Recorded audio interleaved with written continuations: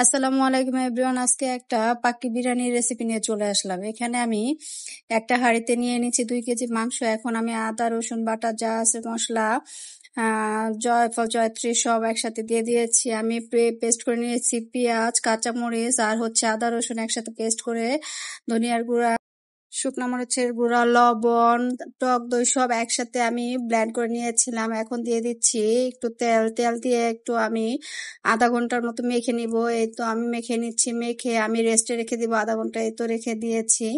এখন আমি একটা বোলের মধ্যে আলু কেটে নিয়েছি। সেই আলুগুলোকে এখন ভেজে নিব। এই তো কড়াইতে তেল দিয়ে দিলাম। তেলটাকে গরম করে এখন লবণ দিয়ে আলুগুলোকে ভালো করে ভেজে নিব। আমি আলুতে একটু জর্দা রং দিয়েছি, আপনারা যদি চান নাও দিতে পারেন।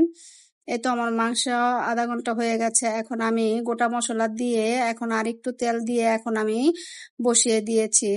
এখন আমি আরেকটা কড়াইতে বেরেস্তা ভেজে নিচ্ছি আর পানি বসিয়ে দিয়েছি চাল ফুটানোর জন্য। এখন আমি এটাতে গোটা মশলা দিয়ে দিয়েছি, এটা আমার প্যাকেটের মশলা দিয়ে এখন লবণ আর তেল দিয়ে ঢেকে দিচ্ছি। চালটা এখন আমি ভিজিয়ে নিয়েছিলাম আধা ঘন্টা। এই তো আমার চালের পানি ফুটে গেছে। এখন আমি চালগুলোকে আস্তে আস্তে দিয়ে দিব।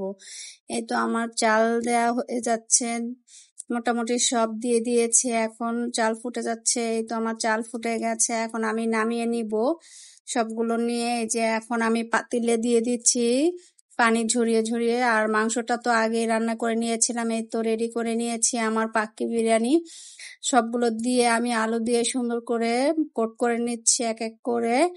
এই তো আমার দেয়া প্রায় শেষ, সবগুলো আমি দিয়ে দিয়েছি। এখন আমি আরেকটু ফুড কালার দিয়ে দেবো, ইয়েলো কালার। আমার বাসায় ইয়েলো কালার ছিল, সেটা দিয়ে দিচ্ছি। আর আগে যে বেরেস্তাটা ভেজে নিয়েছিলাম সেটা দিয়ে দিলাম, কিছু কাঁচামরিচ আর একটু ঘি দিয়ে এখন আমি এটাকে দমে বসিয়ে দিব আধা ঘন্টার জন্য। এই তো আমি দমে বসিয়ে দিয়েছি। এখন আমার এই তো বিরিয়ানি হয়ে গেছে। দেখেন পাক্কি বিরিয়ানিটা কত সুন্দর হয়েছে, খেতেও অনেক মজা হয়েছে। Thank you.